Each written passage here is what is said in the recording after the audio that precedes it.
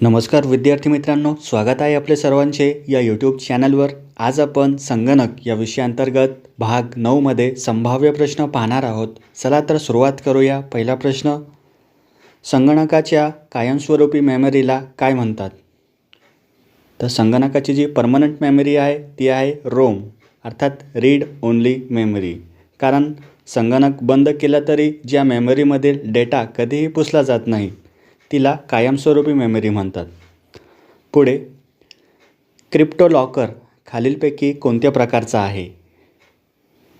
Crypto locker हा आहे ransomware अर्थात रॅन्समवेअर हा एक असा धोकादायक व्हायरस आहे जो कॉम्प्युटरमधील फाईल्स लॉक करतो आणि ती फाईल्स उघडण्यासाठी खंडणीची मागणी करतो। क्रिप्टो लॉकर हे रॅन्समवेअरचेच एक उदाहरण आहे। पुढे, डॅश ही संगणक प्रोग्राममधील एक त्रुटी आहे। तर मित्रांनो, इथे कम्प्युटरचा एखादा सॉफ्टवेअर किंवा प्रोग्राम बनवताना कोडिंगमध्ये झालेली चूक जी असते त्याला बग म्हणतात। पर्याय क्रमांक 3 बग। यामुळे सॉफ्टवेअर नीट काम करत नाही, हे एक त्रुटी असते बग। पुढे, MS पॉवरपॉईंटमधील स्लाईड शो पाहण्यासाठी यापैकी कोणती की वापरली जाते? अर्थात ती शॉर्टकट की कोणती स्लाईड शो पाहण्यासाठी?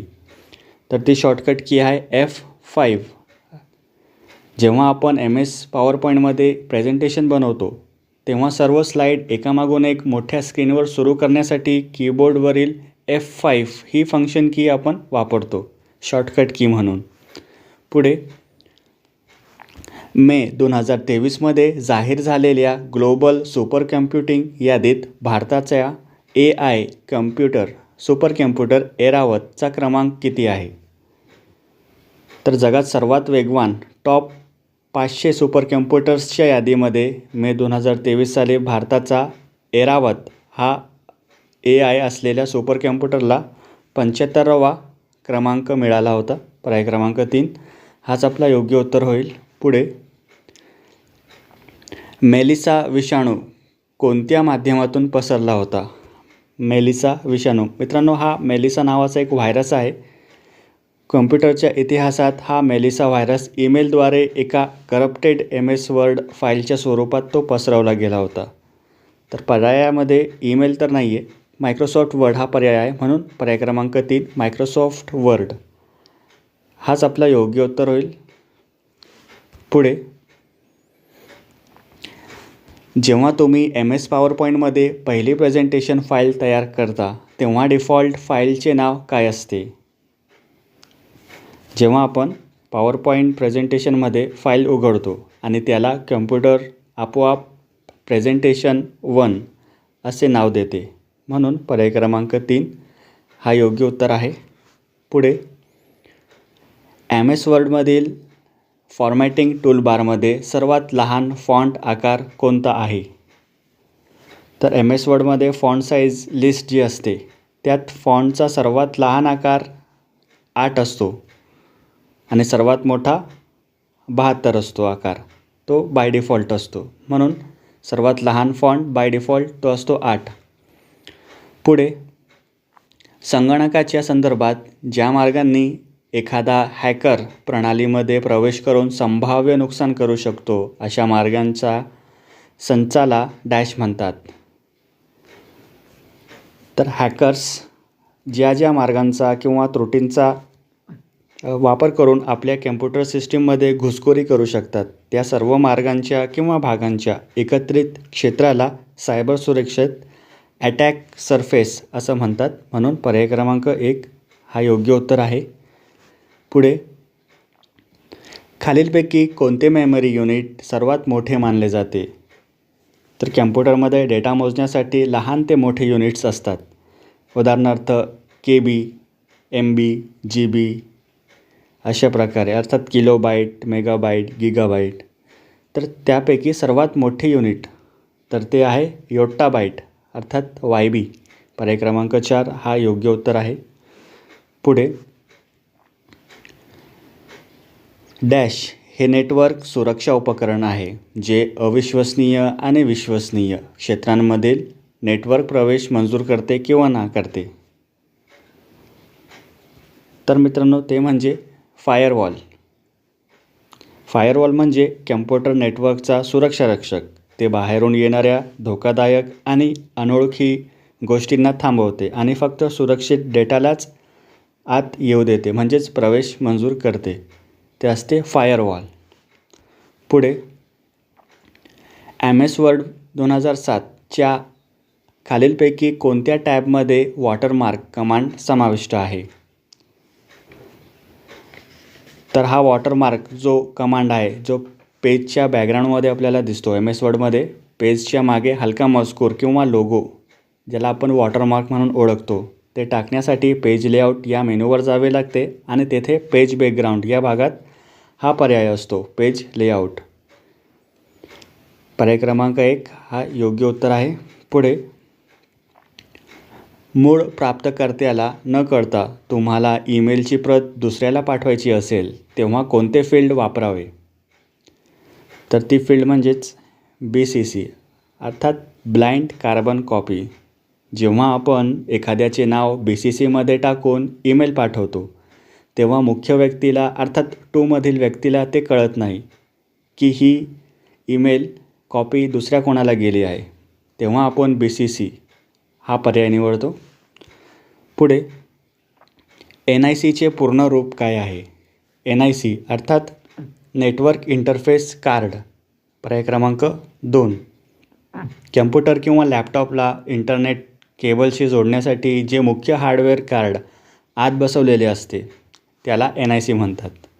पुढे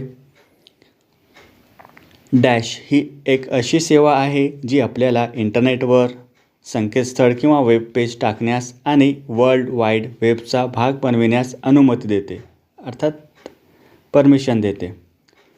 तर ते आहे वेब होस्टिंग. पर्याय क्रमांक 2 योग्य उत्तर होईल. आपण तयार केलेली वेबसाईट इंटरनेटवर सर्वांना दिसण्यासाठी तिला एक मोठ्या सर्व्हरवर जागा द्यावी लागते. या जागेला किंवा सेवेला वेब होस्टिंग असं म्हणतात. मित्रांनो, याची ट्रिक म्हणून आपण लक्षात ठेवू शकतो की एक आपण दुकानासाठी जागा भाड्याने घेतो, तसेच हे इंटरनेटवरील एक दुकान आहे, वेब होस्टिंग. पुढे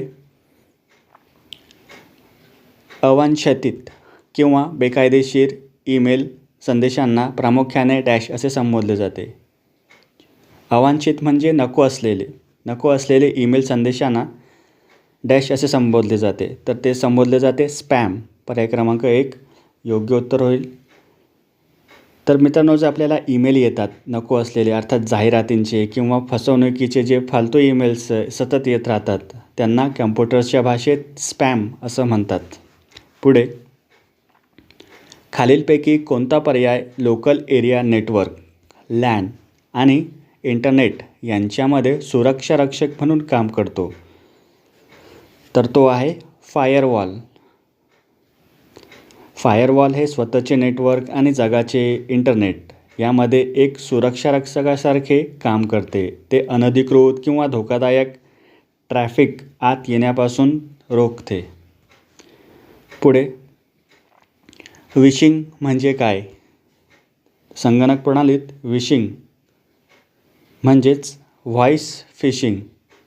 मित्रांनो, याचा अर्थ असा की जेव्हा फोन कॉलवर आवाजाद्वारे खोटे बोलून लोकांची बँक खाती किंवा खाजगी माहिती चोरण्याचा प्रयत्न केला जातो त्याला व्हॉइस फिशिंग असं म्हणतात. पुढे 1 GB बरोबर किती? तर मित्रांनो, इथे युनिट्स दिलेले आहे, अर्थात ते बाईट्समध्ये आपल्याला कन्वर्ट करावं लागेल. तर 1 GB म्हणजेच 2^30 म्हणजेच पर्याय क्रमांक 2 आपला योग्य उत्तर होईल. 2^30 वेळा गुणाकार केल्यानंतर ते जेवढे बाईट्स येतील तेच 1 GB असेल. पुढे पीअर टू पीअर नेटवर्कचे एक उदाहरण खालीलपैकी कोणते आहे ज्याद्वारे नेटवर्कद्वारे जोडलेल्या संगणकांमध्ये MP3 ऑडिओ फाईल्स शेअर केल्या जात होत्या? तर मित्रांनो, ते आहे नॅपस्टर आणि MP3. नॅपस्टर हे इंटरनेटवरील पहिले अतिशय प्रसिद्ध P2P अर्थात पीअर टू पीअर नेटवर्क होते, ज्याचा वापर लोक प्रामुख्याने गाणी जी असतात MP3 फाईल्समध्ये ते एकमेकांसोबत शेअर करण्यासाठी त्याचा वापर करत असत. पुढे, किती वेळा सिग्नल बदल किंवा बंद होतो त्याच्या मोजमापास नेटवर्किंगमध्ये डॅश म्हणतात. तर त्याला म्हणतात बॉड रेट.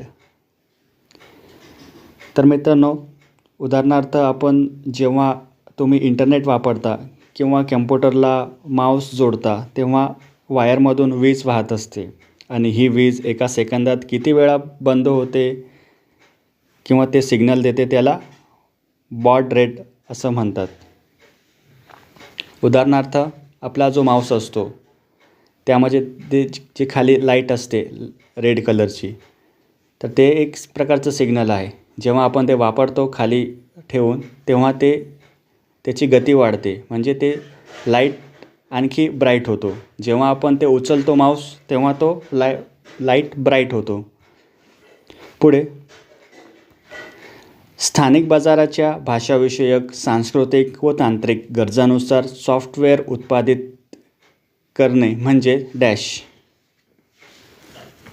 तर त्याला म्हटलं जातं सॉफ्टवेअर लोकलायझेशन. उदाहरणार्थ इंग्रजीमधील फेसबुक, गुगल हे मराठी भाषेत उपलब्ध करून देणे, हे त्याचे उदाहरण त्याला आपण सांगता येईल सॉफ्टवेअर लोकलायझेशन. कारण त्यांनी ती भाषा, ती ॲप जे आहेत ते लोकल लँग्वेजमध्ये उपलब्ध करून दिले, सॉफ्टवेअर लोकलायझेशन.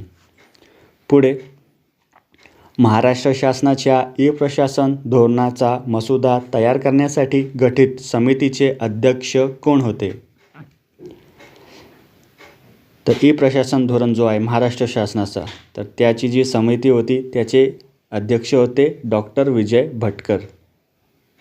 भारताचे सुपर कम्प्युटरचे जनक आहेत ते डॉक्टर विजय भटकर. हे 2010मध्ये महाराष्ट्र सरकारच्या ई-प्रशासन धोरणाचे समितीचे अध्यक्ष होते. पुढे, खालीलपैकी कोणता इंटरनेट प्रोटोकॉल आपल्याला वर्ल्ड वाईड वेबवरील डेटामध्ये प्रवेश करण्याची परवानगी देतो?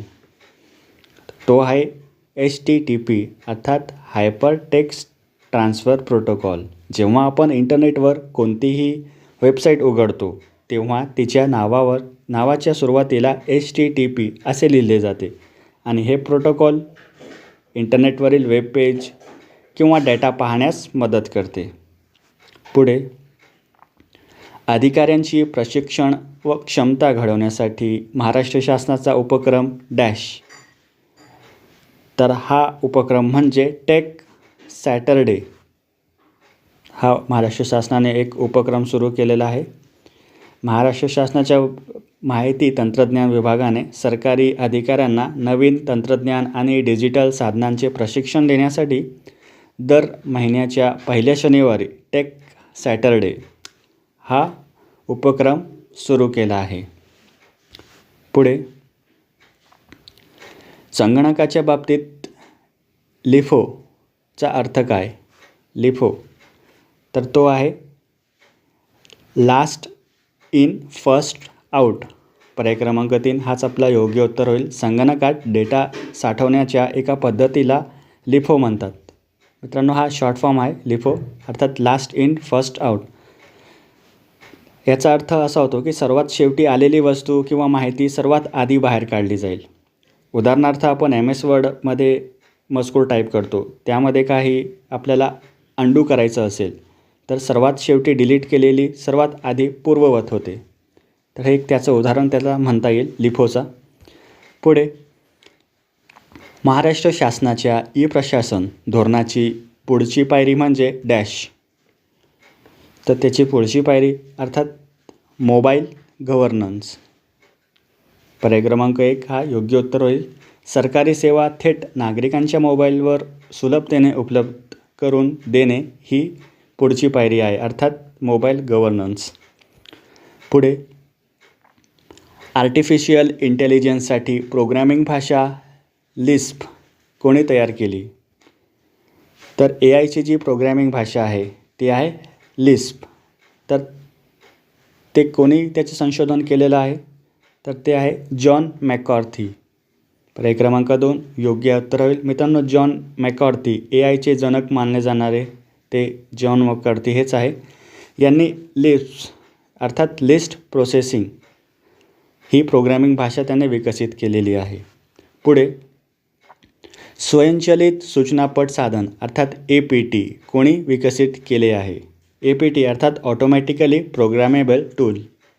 तर हे विकसित केले होते डग्लस T. रॉस यांनी. पर्याय क्रमांक 4 योग्य उत्तर आहे.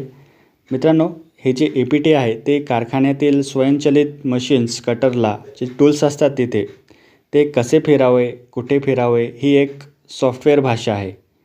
ही भाषा डग्लस T. रॉस यांनी ती विकसित केली होती. पुढे शेवटचा प्रश्न. इंटरनेटमधील माहिती देवाणघेवाणीसाठी संगणकाचा खालील ॲड्रेस महत्त्वाचा असतो. इंटरनेटवरील माहिती देवाणघेवाणीसाठी तर सगळ्यांना एक ॲड्रेस पुरवला जातो, तो असतो IP ॲड्रेस.